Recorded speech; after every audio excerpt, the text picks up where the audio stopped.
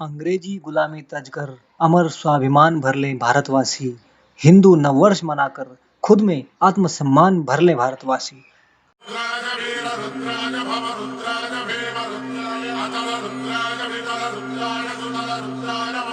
नमस्कार, जय सत्य सनातन प्रशासक समिति के यूट्यूब चैनल में पुनः आपका हार्दिक स्वागत है। जैसा कि हम सभी जानते हैं, अंग्रेजी नववर्ष आने वाला है और भारत में भी उसे बहुत धूमधाम से लोग मनाते हैं। इसी से संबंधित इस वीडियो में हम कुछ ऐसी रिपोर्ट्स का खुलासा करना चाहते हैं जिसको सुनकर आप भी इस विचार को करने में विवश हो जाएंगे कि ये नववर्ष मनाया जाना चाहिए या नहीं। पहले तो भारत इतनी दिव्य और महान संस्कृति है कि इसका अनुसरण करने वाला बिना किसी वस्तु, व्यक्ति के यहाँ तक कि विपरीत परिस्थितियों में भी सुखी रह सकता है। इसके विपरीत विदेशों में भोग सामग्री होते हुए भी वहाँ के लोग इतने दुखी व चिंतित हैं कि वहाँ के आंकड़े देखकर दंग रह जाएंगे आप लोग। फिर भी भारत का एक बड़ा वर्ग उनका अंधानुकरण कर उनका नववर्ष मनाने लगा है और अपनी भारतीय संस्कृति को भूलने लगा है। एक सर्वे के अनुसार ईसाई नववर्ष पर 3 गुनी अल्कोहल की खपत हुई। वाणिज्य एवं उद्योग मंडल के क्रिसमस और ईसाई नववर्ष पर अल्कोहल पर खपत पर किए गए सर्वेक्षण में यह निष्कर्ष सामने आया कि इन अवसरों पर 14 से 19 वर्ष के किशोर भी शराब व मादक पदार्थों का जमकर सेवन करते हैं और यही कारण है कि इस दौरान शराब की खपत 3 गुनी बढ़ जाती है। इन दिनों दूसरे मादक पेय पदार्थों की भी खपत बढ़ जाती है।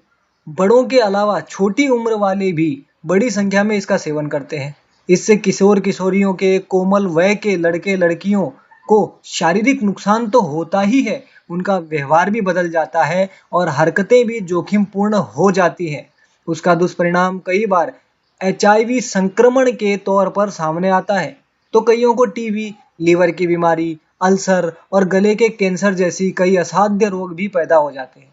करीब 70% किशोर फेयरवेल पार्टी, क्रिसमस एवं ईसाई नूतन वर्ष पार्टी, वैलेंटाइन डे, बर्थडे जैसे अवसरों पर शराब का सेवन करते हैं।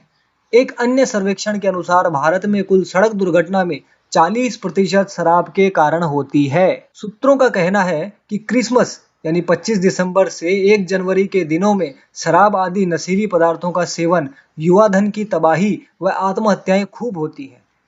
भारत में 10 गुना ज्यादा दवाइयों खर्च होती है। पाश्चात्य संस्कृति और त्योहारों का अनुसरण करने पर यूरोप, अमेरिका आदि देशों में मानसिक रोग इतने बढ़ गए हैं कि हर 10 व्यक्ति में से एक को मानसिक रोग होता है।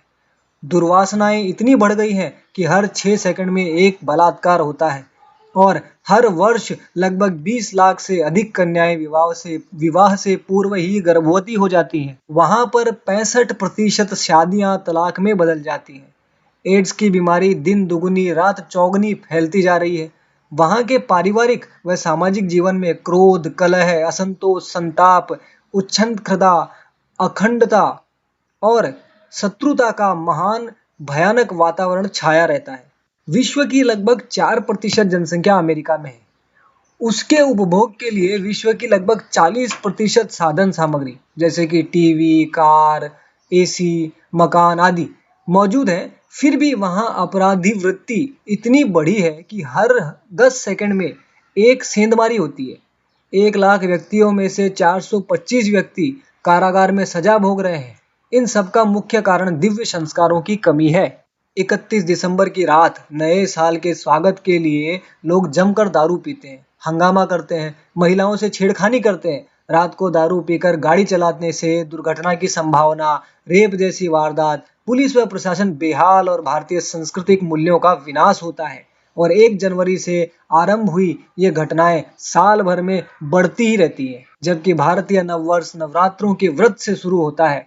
घर घर में माता रानी की पूजा होती है, शुद्ध सात्विक वातावरण बनता है। चैत्र प्रतिपदा के दिन से महाराज विक्रमादित्य द्वारा विक्रमी संवत की शुरुआत, भगवान झूलेलाल का जन्म, नवरात्रे प्रारंभ, ब्रह्मा जी द्वारा सृष्टि की रचना इत्यादि का संबंध है। भोगी देश का अंधानुकरण न करके युवा पीढ़ी भारत देश की महान संस्कृति को पहचाने और उसका अनुसरण करते हुए अपने जीवन को सुखमय बनाए। 1 जनवरी में केवल नया कैलेंडर आता है, लेकिन चैत्र में नया पंचांग आता है, उसी से सभी भारतीय पर्व, विवाह और अन्य मुहूर्त देखे जाते हैं। इसके बिना हिंदू समाज जीवन की कल्पना भी नहीं कर सकता।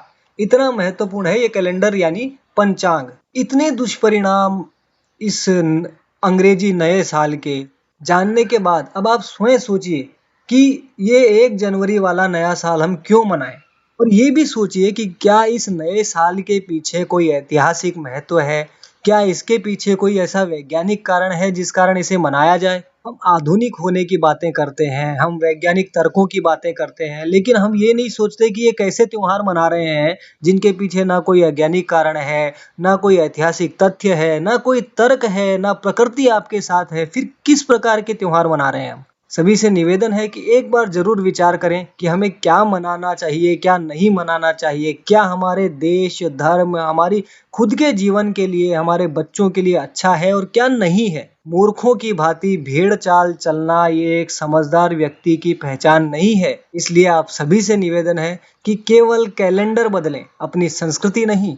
रावण रूपी पाश्चात्य संस्कृति के आक्रमणों को नष्ट कर चैत्र प्रतिपदा के दिन नव वर्ष का विजय ध्वज अपने घरों व मंदिरों पर फहराएं। अंग्रेजी गुलामी तजकर अमर स्वाभिमानी भर ले भारतवासी, हिंदू नववर्ष मनाकर खुद में आत्मसम्मान भर ले भारतवासी। जय सत्य सनातन, भारत माता की जय, वंदे मातरम, जय श्री राम।